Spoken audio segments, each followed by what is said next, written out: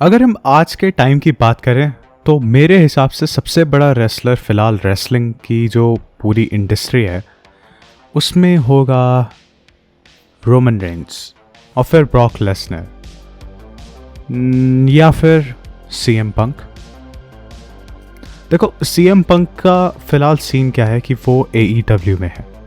तो जब से वो AEW में आया है जो कि ऑलमोस्ट सेकंड सबसे बिगेस्ट प्रमोशन मानी जाती है रेसलिंग की पूरी दुनिया में, पर ओवरऑल अगर देखा जाए तो उनकी रेटिंग्स और रॉ और स्मैकडाउन की रेटिंग्स में बहुत बड़ा डिफरेंस है।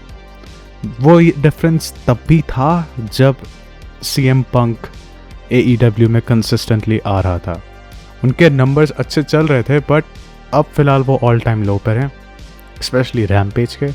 पर वो जो थे नंबर्स स्टार्टिंग के, वो थे तो बहुत ही सही, बट अब तो बहुत बुरा हाल चल रहा है बॉस। जितना मैंने सुना था last time 1 million plus viewers आए थे जब सीएम पंक रिटर्न हुआ था, और अब AEW के चल रहे हैं 340,000 से 320,000 की रेंज में फ़िलहाल व्यूअर्स रैम्पेज पे, जो कि बहुत कम है अगर देखा जाए तो, क्योंकि वहाँ पर 300 समथिंग मिलियन की पॉपुलेशन है। तो अगर अमेरिका में ही वो 1/10 का भी 1/10 ढूंढ पा रहे हैं तो वो मेरे हिसाब से थोड़ा ज़्यादा अच्छी बात नहीं है। 300,000 से तो ज़्यादा यार व्यूज़ आ जाते हैं लोगन पॉल के 16-17 घंटे के अंदर भी वीडियो पे, बल्कि उससे जल्दी ही, और वो WWE में एक रेसलिंग स्टार है।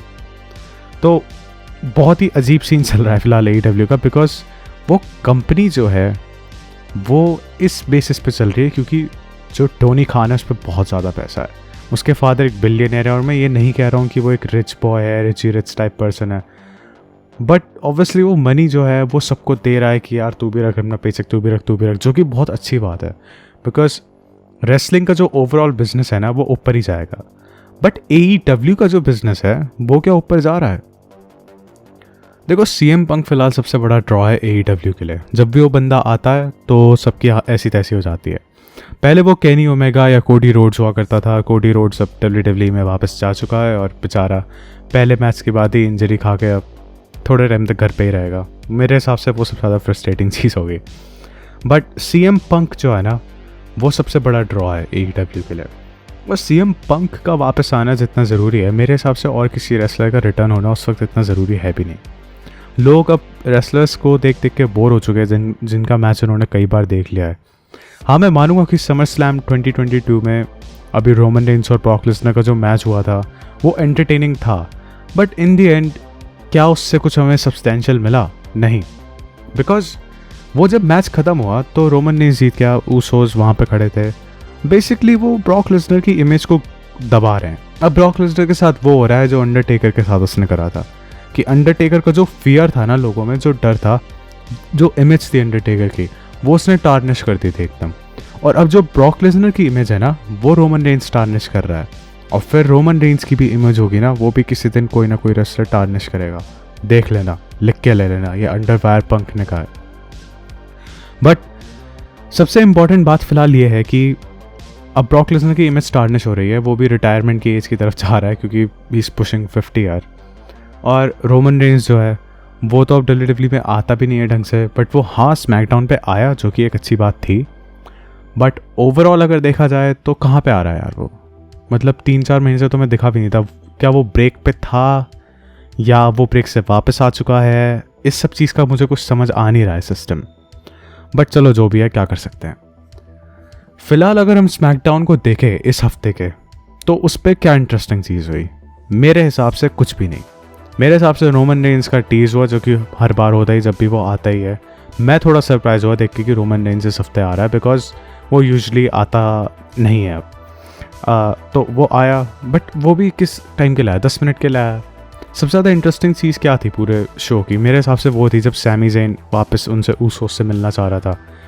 क्या कोई टैग टीम या फिर कोई स्टेबल फॉर्मेशन में है ब्लड लाइन के ख़िलाफ़, जिसमें ड्रू मैकिंटायर और सैमी ज़ेन ऐसे रेसलर्स आने वाले हैं? और अगर है ऐसा तो जो कैरियन क्रॉस वापस आया है वो किस वजह से आया है? उसको क्या WWE पुश करेगा बिग स्टार के लेवल पे? मतलब चल क्या रहा है बॉस? सब बहुत मैसी है फ़िलहाल। और इन्फॉर्मेशन अभी बहुत कम है हर चीज़ के बारे में। तो चलो जो भी है, क्या कर सकते हैं, ये चीज़ हुई और इस चीज़ से आगे बढ़ते हैं।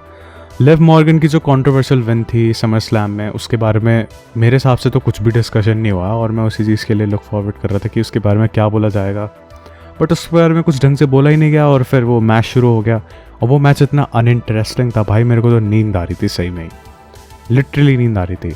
मेरे हिसाब से जो पूरे कार्ड में बेस्ट मैच था वो था ओपनिंग मैच, जो कि था रिकोशेट और हैप्पी कॉर्बिन के बीच में, जिसमें पैट मैकेफी कमेंटरी कर रहा था और उससे पहले जो उसने उसकी झंड करी है ना भाई हैप्पी कॉर्बिन की, मतलब मज़ा ही आ गया था। मैं वहाँ पे जेन्युइनली हंसा और मुझे बहुत ही सही लगा था वो। तो अगर तुमने अब तक इस हफ्ते का स्मैकडाउन नहीं देखा या फिर देखा है ऑलरेडी, तो फिर उस बारे में मेरे को बताओ कि तुम्हें क्या लगता है कि वो जो स्टार्टिंग में पूरा सीक्वेंस हुआ था लो ब्लो का जो था। बट पैट मैकेफी और हैप्पी कॉर्बिन की जो अभी फ़िलहाल चल रही है फ्यूड, यार वो मुझे रोमन रेंज की किसी और रेसलर से ज़्यादा इंटरेस्टिंग लग रही है। ऐसा क्यों हो रहा है यार? WWE अपने मेन स्टार्स को ढंग से क्यों नहीं हैंडल कर पा रहा है? मेरे हिसाब से अब क्या होना चाहिए कि रोमन रेंज से टाइटल हट जाना चाहिए, बिकॉज हम समझ गए हैं कि यार ये सबसे ज़्यादा टॉप पे है बंदा, बट जब तक वो टॉप पे रहेगा, जब तक वो चीज़ को डाउट में नहीं लेके जाएंगे, तब तक यार इंटरेस्टिंग कैसे होगा शो? अब कोई भी मैच होता है रोमन रेंज का, हमें पता है कि यार उसे ही जीतना है, वो इतना स्ट्रांग बंदा, कुछ भी तुम कैसे भी करके उसे एक मैच हराओ और उसकी चैंपियनशिप हटवा दो। आई अंडरस्टैंड कि वो ऐसा कर सकते हैं कि यार हम इस रेसलर को उससे ज़्यादा स्ट्रांग ना दिखाएं, अच्छी बात है, मैं समझता हूँ, बट अगर तुम्हें वो नहीं भी करना है तो कुछ ऐसे दिखा दो कि उस पर अटैक हो गया जैसे ऊसोस अटैक करते हैं। अल्टीमेटली रोमन रेंज के कैरेक्टर को हर्ट कर रहा है, बिकॉज ऊसोस आए और उन्होंने अटैक करा, सबने मिलके अटैक करा ब्रॉक लेसनर को, तब जाके उन लोगों ने हराया। तो क्या ब्रॉक लेसनर का कैरेक्टर सही में टार्निश होगा उससे या नहीं? अल्टीमेटली ब्रॉक लेसनर हमेशा इस तरीके से निकल जाता है लाइन से कि वो हार तो जाएगा मैच, बट तुम्हें कभी ये नहीं लगेगा कि वो अपनी वजह से हारा है, वो तुम्हें हमेशा लगेगा कुछ एक्सटर्नल इन्फ्लुएंस की वजह से हारा है। तो ये चीज़ है बहुत क्लेवर जो ब्रॉक लेसनर के साथ WWE करता है, जो कि मैं अप्रिशिएट कर सकता हूँ क्योंकि उस चीज़ ने उसकी इमेज को अब तक बना रखा है। बट वो भी अब सीधा सीधा यार क्रम्बल करने लग गई है। मुझे समझ आ नहीं रहा है कि ब्रॉक लेसनर का सीन क्या है। मतलब ये आते हैं 2 महीने के लिए भाई साहब और पूरा ज़ोरों शोरों से तहलका मचाते हैं और बहुत अच्छा लगता है देखने में। फिर एक बड़ा सा मैच होता है पेपर व्यू पे, टिकट्स बिकते हैं, अपना पे चेक लेते हैं और फिर गायब। यार ये क्या रेसलिंग है भाई? ऐसे होता है क्या? कोई अपना रेगुलर एक स्केड्यूल फॉलो करो ना। वो क्यों नहीं हो रहा है? वो मुझे समझ ही नहीं आ रहा है। कोई रेसलर ढंग से कर ही नहीं पा रहा है। बट यार रिकोशे और हैप्पी कॉर्बिन का मैच बहुत सही था स्टार्टिंग में, उसके अलावा तो यार कुछ इंटरेस्टिंग था ही नहीं। और इस हफ्ते का रैम्पेज तो यार मतलब are you serious? Are you serious भाईजान? मतलब क्या था यार वो? एक मैच बस, आधे घंटे का एक मैच और फिर बाकी के आधे घंटे में 3 मैचेस। ये सब क्या चल रहा है बॉस? टोनी खान भाई साहब क्या हो गया आपको? आप करना क्या चाह रहे हैं? अच्छा dean Ambrose, sorry dean Ambrose, John Moxley का मैच हुआ जो कि मुझे सही लगा। मेरे हिसाब से वो 7 out of 10 मैच था। जैसे वो आया स्टाइल में और आते ही उसने मारना शुरू कर दिया रिंग से उतर के, बहुत ही मज़ा आया मुझे उस चीज़ में। बट उसके बाद तो कुछ भी नहीं हुआ ना बॉस। उसके बाद क्या हुआ? वो तो सब बकवास रह गई। फिर उसके बाद के रेसलर्स की कोई मतलब, मुझे तो उनमें से किसी में भी इंटरेस्ट नहीं आ रहा था, मतलब कि किसी में भी। और इतने सारे टाइटल्स हैं यार इसमें AEW में कि अगर कोई नया बंदा चाहे ना देखना वापस आके बहुत टाइम बाद, जैसे मैं कर रहा हूँ, तो दिमाग ही तुम्हारा ख़राब हो जाएगा। तुम्हें तो 3 महीने यही समझने में लग जाएंगे कि यार किसका कौन सा टाइटल है और क्या किस चीज़ के लिए है। ऐसा लग रहा है कि हर दूसरे बंदे पे कोई ना कोई चीज़ का टाइटल है वहाँ पे। बट अब क्या कर सकते हैं यार, जो भी है। बट अगर मैं सही बताऊँ तो रैम्पेज में मैंने सिर्फ एक वही मैच देखा, उसके बाद के मुझे सारे मैचेस अनइंटरेस्टिंग लगे। कीथ ली मुझे पता है कि कुछ लोगों के लिए फेमस है, बट मुझे इतना कुछ समझ आया नहीं। मैंने कभी ढंग से देखा नहीं उसका मैच, ना मुझे इंटरेस्ट आया। मेरे को जो इंटरेस्ट रहा है वो जॉन मॉक्सली में था, क्योंकि मैं इसी चीज़ के लिए रैम्पेज को लुक फॉरवर्ड कर रहा था। बट यार और भी तो स्टार्स हैं, ऐसा क्यों कर रहे हैं कि ये सारे स्टार्स को डायनामाइट पे ही बुलाते हैं बट फिर रैम्पेज पे नहीं बुलाते हैं उनको? यार रैम्पेज पे भी कुछ स्टार्स को बुलाओ और डायनामाइट पे भी कुछ स्टार्स को बुलाओ कि इक्वल डिस्ट्रीब्यूशन हो टैलेंट का। अभी क्या हो रहा है कि बड़े बड़े मैचेस आधे घंटे के मैचेस होते हैं और फिर उसके बाद जो और अच्छे रेसलर्स हैं वो बस आ रहे हैं, खड़े हो रहे हैं और चले जा रहे हैं।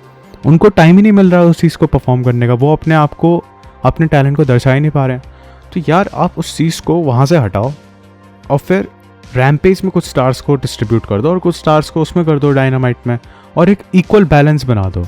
मुझे पता है कि रैम्पेज थोड़ा शॉर्टर होता है उससे, मेरे हिसाब से शायद वो 2 या 3 घंटे का आता है डायनामाइट, बट जो मैं देखता हूँ वेब पर वो तो मेरे को लगता है कि 1 आवर 42 से 2 आवर 12 इतने तक का ही रहता है। और रैम्पेज 1 घंटे का भी नहीं होता, बेयरली 1 घंटे का मार्क वो कवर कर पाता है, कभी कभार 56 मिनट्स, कभी कभार 58 मिनट्स। तो यार भाई साहब, और उसमें भी आपने आधे घंटे का ओपनिंग मैच रख दिया, मतलब आप करना क्या चाहते हैं मेरे भाई साहब? आप उसको हटाओ वहाँ से, उसको ख़त्म करो और आप उसको इक्वल डिस्ट्रीब्यूशन में लाओ। आप रैम्पेज की लेंथ मत बढ़ाओ, बट रैम्पेज में मैचेस की फ्रीक्वेंसी बढ़ाओ और रेसलर्स की फ्रीक्वेंसी बढ़ाओ। अलग अलग रेसलर्स के फेसेस दिखने चाहिए। रैम्पेज ऐसा लगता है ना कि मतलब प्रैक्टिस चल रही है डायनामाइट के लिए, समझ रहे हो? और स्मैकडाउन तो यार मतलब वेरी डिसअपॉइंटिंग। इस हफ्ते तो मुझे बिल्कुल भी मज़ा ही नहीं आया, मुझे तो बहुत ही बेकार लगा। तो आई होप कि हम जब नेक्स्ट वीक में जाएंगे तो रॉ अच्छा होगा और स्मैकडाउन अच्छा होगा। मैं डायनामाइट को बहुत लोग फॉरवर्ड कर रहा हूँ इस हफ्ते, बिकॉज इस हफ्ते का डायनामाइट मुझे बहुत ही, मेरे हिसाब से, हाँ यार ये चीज़ भी हम करते हैं ना कि चारों शोज़ की रैंकिंग करते हैं, तो मेरे हिसाब से इस हफ्ते का अगर देखा जाए तो कार्ड जो था वो था बेस्ट। मैं बता दूँ, मैं रैंक करके चारों शोज़ का, नंबर 1 पे मुझे लगा AEW डायनामाइट, नंबर 2 पे मुझे लगा स्मैकडाउन, नंबर 3 पे मुझे लगा रॉ, और नंबर 4 पे मुझे लगा रैम्पेज। ये मेरे हिसाब से इस हफ्ते की रैंकिंग्स हैं 7 अगस्त 2022 तक की। तो अगस्त के पहले हफ्ते की ये रैंकिंग्स है। देखते हैं अब कैसी चीज़ें होती हैं चेंज इस हफ्ते। आई एम होपिंग कि यार ये नया वाला हफ्ता जो है इसमें थोड़े और बेहतर मैचेस होंगे और बेहतर रेसलर्स आएंगे और कुछ और ज़्यादा इंटरेस्टिंग होगा। बिकॉज फ़िलहाल तो भाई रैम्पेज भाई साहब माफ़ कर दीजिए, और रॉ, अरे मेरे भाई हाथ जोड़ रहा हूँ मैं, मुझे माफ़ करो भाई, मुझे माफ़ी दो। बट चलो यार छोड़ो जो भी था। तो गाइस, अगर तुम्हें अच्छी लगे आज की एपिसोड तो लाइक ज़रूर करना, कमेंट ज़रूर करके बताओ कैसा लग रहा है तुम्हें सब। और तीसरी वीडियो यार, हम बहुत जल्दी नंबर बढ़ा रहे हैं, धीरे धीरे आगे बढ़ रहे हैं और ऐसे करते रहेंगे यार, हम रुकेंगे तो है नहीं। अब मैं आ ही गया हूँ तो मैं हटूंगा तो नहीं बॉस। तो वेलकम टू अंडरवायर पंक। अगली वीडियो में थोड़ी टॉपिकल करने वाला हूँ, शायद मैं साशा बैंक्स और न्योमी के ऊपर बनाऊँ या फिर मैं CM पंक के ऊपर बनाऊँ, वो हमें देखना होगा किस चीज़ के ऊपर होगा, या फिर मैं दोनों के ऊपर ही बना सकता हूँ, इट डजंट मैटर। तो देखते हैं क्या होता है। Alright guys, take care, bye, मिलते हैं नेक्स्ट वीडियो में यार, टेक केयर।